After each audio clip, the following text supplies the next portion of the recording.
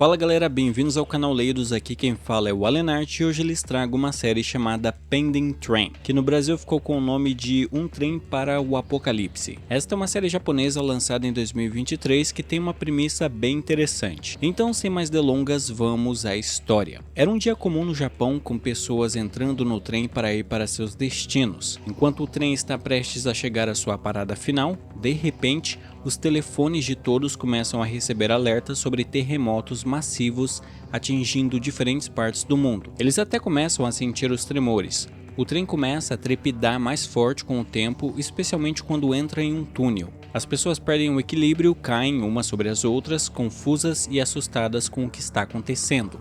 Então, abruptamente, o trem para com um solavanco, deixando todos aterrorizados. Quando as pessoas saem do trem, elas percebem que o mundo que tinham conhecido havia desaparecido. Os celulares não captavam sinal, tornando impossível chamar por ajuda. Fica claro que apenas o vagão deles, o número 5, estava lá. O resto do trem escafedeu-se. Eles até pensaram em esperar pelo resgate, mas havia uma sensação de estranheza no ar. Agora falando dos personagens mais destacáveis, temos Yuto, ele que trabalhava como bombeiro, e ele junto com um funcionário do trem assumiu a responsabilidade de acalmar os passageiros assustados e verificar se havia feridos. Sai Hatano também estava lá, ajudando a todos. Ela já havia conhecido Yuto antes quando este conduzia um treinamento do que fazer em caso de incêndio na escola em que ela trabalhava como professora. Na cidade principal, todos estavam confusos, incluindo a polícia, já que não tinham ideia de onde foram parar os últimos 2 vagões do trem, que sofreu um acidente. Os vagões no caso eram os números 5 e 6. Enquanto isso, Yuto, Sai e outro passageiro chamado Naoya decidiram explorar mais a área. Eles se aventuraram um pouco longe de onde se acidentaram, mas para sua surpresa chegaram a esta paisagem desolada e era como se tudo tivesse sido destruído há anos.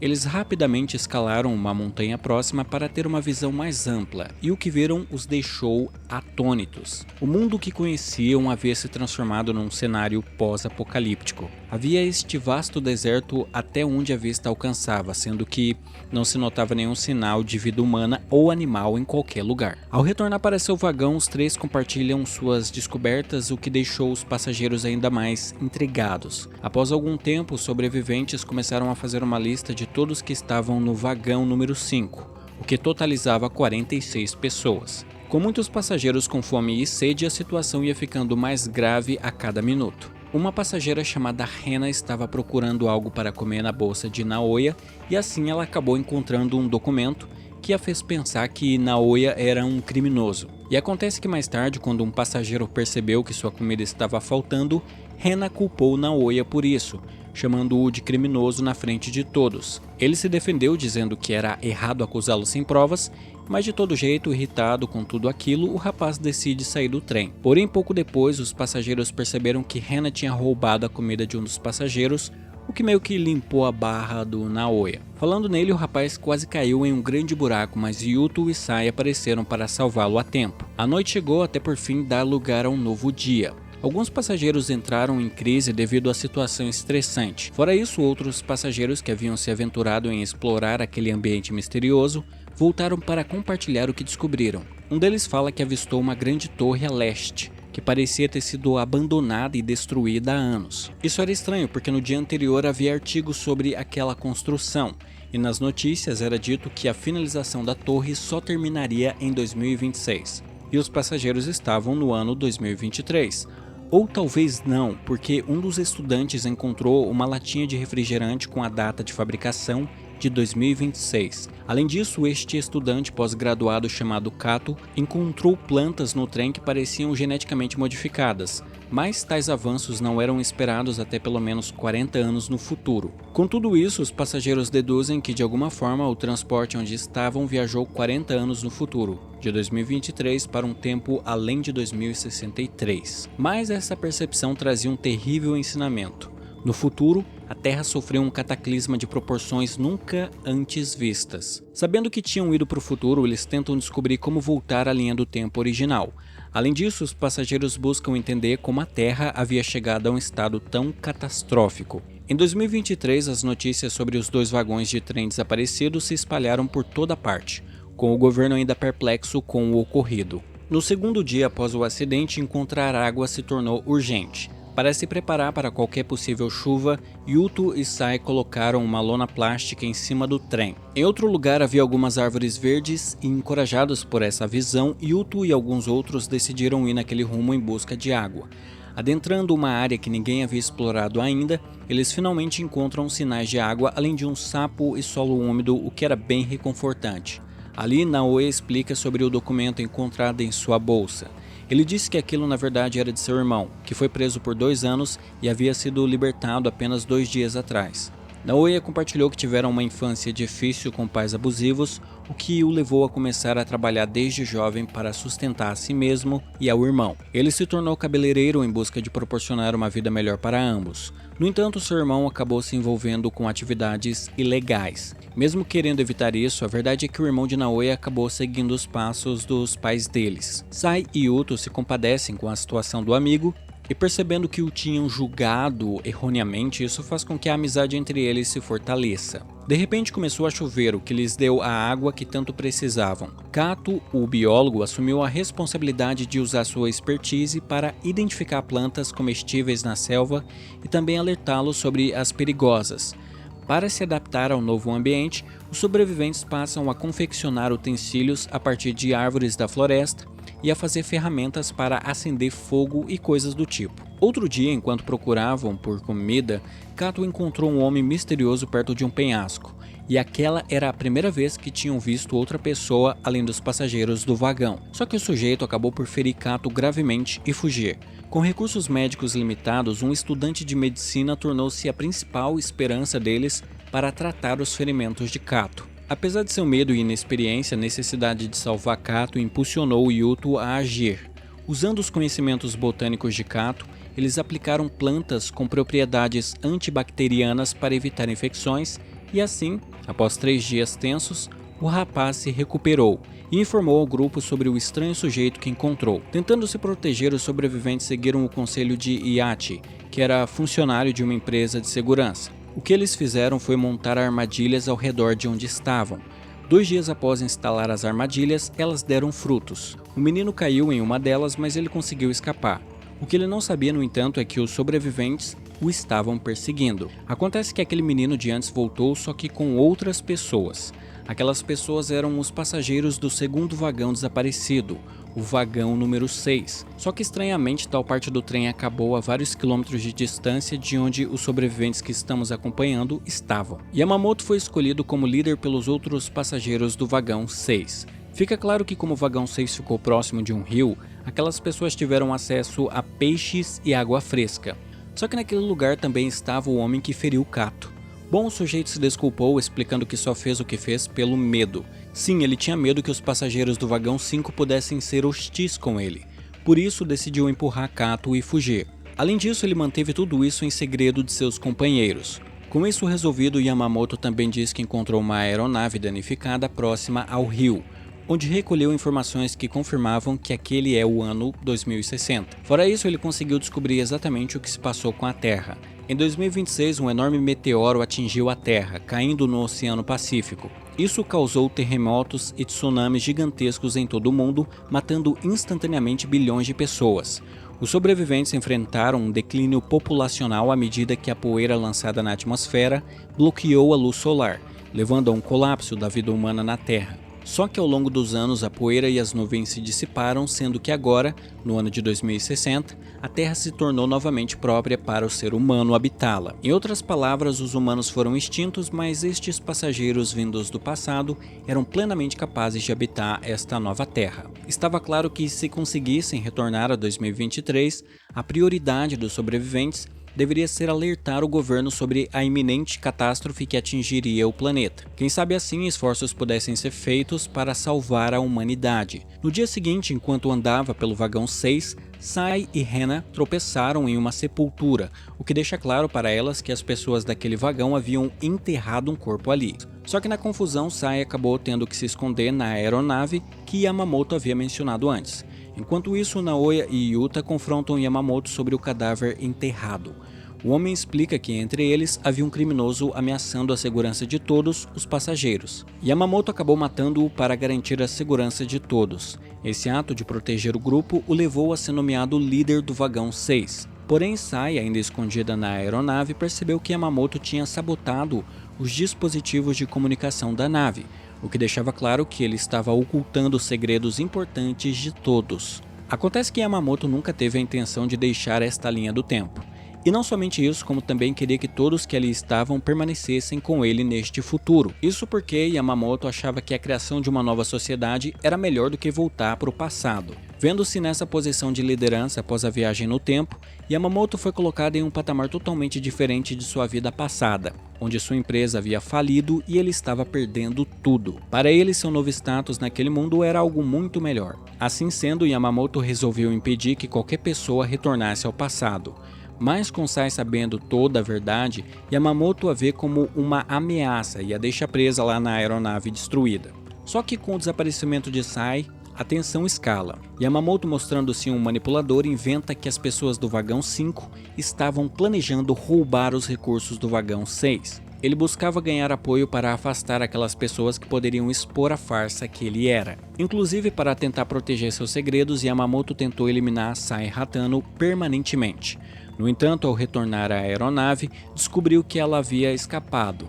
Sai Hatano conseguiu voltar até onde estavam os outros e expôs as verdadeiras intenções de Yamamoto, isto é, o plano dele de mantê-los todos neste tempo, sabotando qualquer meio potencial de retornar ao ano de 2023. Yamamoto, vendo sua força exposta, ainda tentou persuadi-los, destacando os aspectos positivos de viver naquela realidade. Aquela era uma terra intocada, com recursos abundantes, sem superpopulação e sem poluição, onde ninguém precisaria mais sofrer de fome. Eu vou dizer, neste aspecto eu concordo com ele. É muito melhor viver naquela terra onde havia recursos de sobra, até porque quem sabe ali eles pudessem restabelecer alguma infraestrutura e viver vidas maravilhosas, em vez de ter que voltar para o passado numa sociedade assolada por crises, excesso de gente e tudo mais. Me diga nos comentários o que você acha, melhor voltar para o passado ou viver no futuro? Bom, sabendo tudo o que Yamamoto fez, as pessoas decidem exilá-lo, mas antes de ser expulso, Yamamoto lhes apresentou um diário que havia descoberto na aeronave,